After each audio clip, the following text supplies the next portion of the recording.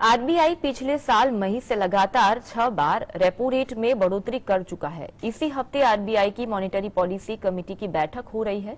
माना जा रहा है कि रेपो रेट में एक बार फिर 25 बेसिस पॉइंट की बढ़ोतरी की जा सकती है, यानी होम लोन समेत सभी तरह के कर्ज का एक बार फिर महंगा होना तय है। तो आइए जानते हैं इससे होम लोन की कितनी किस्त बढ़ जाती है। रेपो रेट बढ़ने से खासकर होम लोन महंगा हो जाता है। अमूमन बैंक किस्त बढ़ाने के बजाय टेन्योर बढ़ा देते हैं। इसकी वजह यह होती है, यह उनका डिफॉल्ट रिस्पांस होता है। इससे होम लोन का टेन्योर काफी बढ़ गया है और रिटायरमेंट के बाद भी कई साल तक किस्त चुकानी पड़ेगी, यानी लोन चुकाने में ही उम्र बीत जाएगी। जब होम लोन सस्ता था तो लोगों ने इसका फायदा उठाते हुए मकान या फ्लैट खरीदे थे, लेकिन अब उनके लिए किस्त चुकाना भारी पड़ रहा है। पिछले एक साल से भी कम समय में होम लोन का इंटरेस्ट रेट 6.7% से बढ़कर 9.25% से ऊपर हो गया है।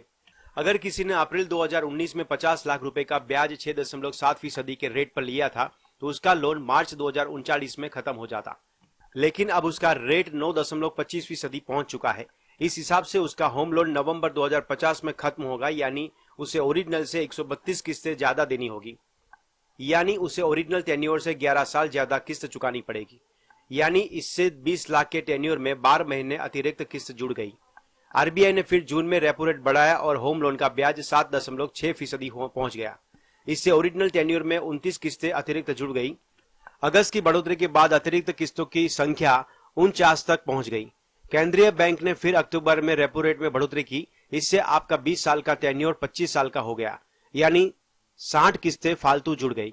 Bureau report, GSTV.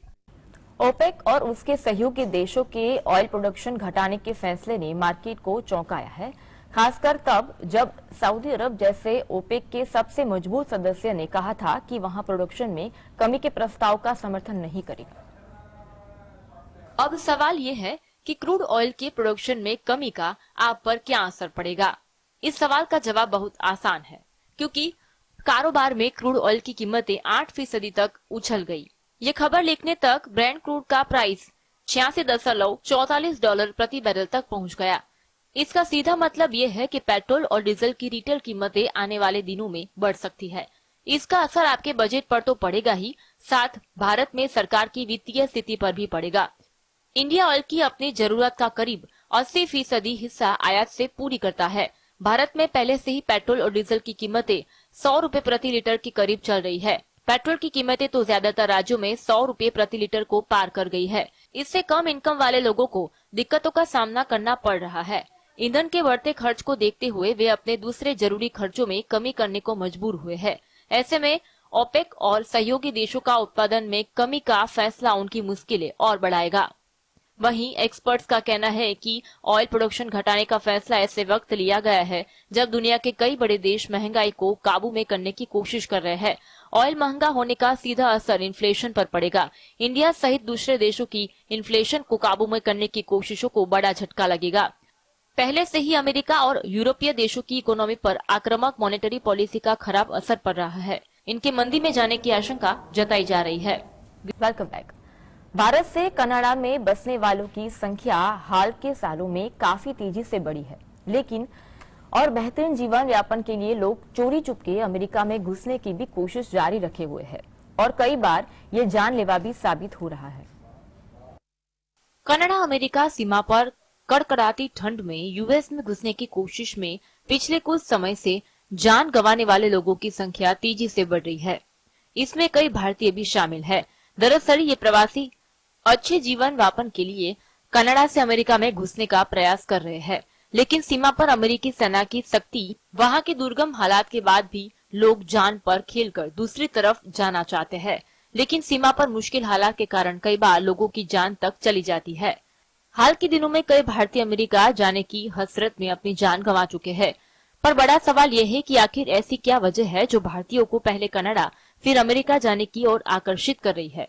संयुक्त राष्ट्र की 2020 की रिपोर्ट के अनुसार करीब 1.8 करोड़ प्रवासी भारतीय दुनिया में अलग अलग देशों में रहते हैं।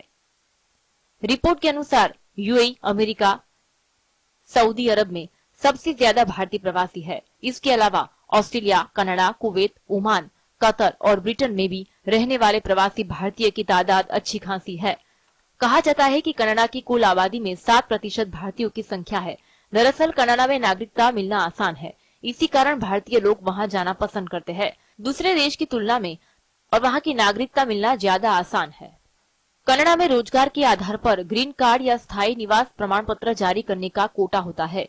इसके अलावा कनाडा में वर्क वीजा और ग्रीन कार्ड वीजा भी काफी आसान है। यही नहीं, कनाडा स्किल वाले लोगों को सीधे से स्थायी निवासी के लिए आवेदन की अनुमति देता है, जबकि अमेरिका में वीजा के लिए लोगों को सालों तक केवल इंतजार करना पड़ता है। पिछले कुछ सालों के दौरान कनाडा प्रवासी भारतीयों की मुख्य पसंद के रूप में उभरा है, तो इसके पीछे वहाँ कामगारों के लिए आकर्षक नियम है। इसके बाद भी लोग अमेरिका जाने की चाहत त्याग नहीं पाते हैं। दरअसल अमेरिका में रोजगार के ज्यादा मौके, बेहतरीन सैलरी, रहन सहन का ऊंचा स्तर समेत पढ़ाई लिखाई की अच्छी व्यवस्था प्रवासियों को लुभाती है। इसके लिए वो किसी भी कीमत पर अमेरिका में घुसने की कोशिश करते हैं। चूंकि अमेरिका में वीजा मिलना काफी मुश्किल होता है, तो प्रवासी अवैध तरीके से अमेरिका में घुसने की कोशिश करते हैं। कई बार उन्हें सफलता हाथ लगती है, तो कई बार असफलता, तो कई बार जान भी गंवानी पड़ती है। Bureau report, GSTV। अमेरिकी प्रमुख का निवास स्थान यानी कि व्हाइट हाउस ने इनकार किया है कि वो ट्विटर ब्लू टिक के लिए पेमेंट नहीं करेगा। यहां तक कि अमेरिकी मीडिया संस्थानों ने भी इनकार किया है। इसलिए अगर कर्मचारी को ब्लू टिक चाहिए तो खुद पेमेंट करना होगा। व्हाइट हाउस अपने ट्विटर अकाउंट और कर्मचारियों के ट्विटर अकाउंट में ब्लू टिक बरकरार रखने के लिए पेमेंट नहीं करेगा। दरअसल ट्विटर ने ऐलान किया था कि वे 1 अप्रैल से लेगेसी वेरिफिकेशन प्रोग्राम को खत्म करना शुरू करेगा, लेकिन माइक्रो ब्लॉगिंग साइट ने अभी तक यूजर से ब्लू टिक को नहीं हटाया है। इसी बीच व्हाइट हाउस ने कहा कि वहां एक ऑर्गेनाइजेशन के रूप में ट्विटर अकाउंट को वेरीफाइड रखने के लिए पेमेंट नहीं करेगा। साथ ही कर्मचारियों के ट्विटर अकाउंट के वेरीफाइड रखने के लिए पेमेंट नहीं करेगा और न ही रियम्बर्स करेगा। रिपोर्ट्स के अनुसार इसके बारे में व्हाइट हाउस ने मेल के जरिए अपने कर्मचारियों को जानकारी दी है। इसमें कहा है कि यहाँ समझने वाली बात है कि ट्विटर अब ब्लू टिक के जरिए किसी व्यक्ति को वेरिफिकेशन नहीं देता है, बल्कि टिक अब ये बताता है कि ये पेमेंट करने वाला यूजर है। ऐसे में इसका कोई खास महत्व नहीं रहता है। हालांकि उन्होंने कहा कि कर्मचारी अपने पर्सनल सोशल मीडिया अकाउंट का यूज करके ब्लू टिक सब्सक्रिप्शन ले सकते हैं। रिपोर्ट के अनुसार न्यूयॉर्क टाइम्स, वॉशिंगटन पोस्ट और लॉस एंजलिस टाइम्स के साथ अमेरिका की कई मीडिया संस्थानों ने अपने स्टाफ के लोगों को सूचित किया है कि वहां उनके ब्लू टिक के लिए पेमेंट नहीं करेंगे। Bureau report, GSTV। दुनिया में सबसे कम उम्र में किसी देश की प्रधानमंत्री बनकर चर्चित हुई सना मरीन दूसरा कार्यकाल नहीं जीत पाई। लोकप्रिय होने और ज्यादा वोट पाने के बावजूद उनकी पार्टी चुनाव हार गई। क्या वजह रही, देखते हैं अंदर की। 2019 में सबसे कम उम्र में फिनलैंड की प्रधानमंत्री बनने वाली सना मरीन दोबारा चुनाव नहीं जीत पाई। आए नतीजे के बाद उन्होंने अपनी हार स्वीकार कर ली है। रूढ़िवादी विचारधारा वाली एनसीपी और अति दक्षिणपंथी फिनिश पार्टी ने बेहतरीन प्रदर्शन किया। फिनलैंड के दक्षिणपंथी नेता पेटरी ऑर्पो ने देश के आम चुनाव में हुए तिकोने कटे मुकाबले को जीत लिया है। उन्हें वामपंथी सोशल डेमोक्रेट्स और अति दक्षिणपंथी फिनिश पार्टी को मात दी। एनसीपी नेता ऑर्पो ने जीत का ऐलान करते हुए कहा, हमें सबसे बड़ा जनादेश मिला है। ऑर्पो को 20.8% मत मिले, जबकि फिनिश पार्टी रिकॉर्ड 20.1% वोटों के साथ दूसरे नंबर पर रही। सना मरीन के नेतृत्व में एसडीपी की सीटें बढ़ी और उन्हें 19.9% मत मिले, लेकिन वह तीसरे नंबर पर चली गई। सना मरीन 2019 में फिनलैंड की प्रधानमंत्री बनी थी। तब वह राष्ट्र अध्यक्ष के पद पर पहुंचने वाली दुनिया की सबसे युवा नेता थी। Bureau report, GSTV। सर्विलांस तकनीकी के खिलाफ पश्चिमी देशों की सरकारें सख्त कार्यवाही में जुट गई है, लेकिन जासूसी के लिए इस्तेमाल किए जाने की डर के बावजूद चीनी सर्विलांस कैमरों की वैश्विक मांग कम नहीं हो रही है। सिक्योरिटी कैमरा के सुरक्षा खतरा और मानवाधिकार उल्लंघन का मामला सामने आया, देखते हैं रिपोर्ट में। क्या आपके पास घर पर सिक्योरिटी कैमरा है? अगर है तो बहुत संभव है कि वो हिकविजन का डाहुआ का बनाया हुआ होगा। वीडियो सर्विलांस के बिजनेस में इन दोनों कंपनियों का वर्चस्व है। मार्केट शोध एजेंसी IDC के ताजा आंकड़े के मुताबिक 2021 में करीब $35 अरब वाले वीडियो सर्विलांस उपकरण के वैश्विक बाजार में 1/3 हिस्सा इन्हीं दोनों कंपनियों का था।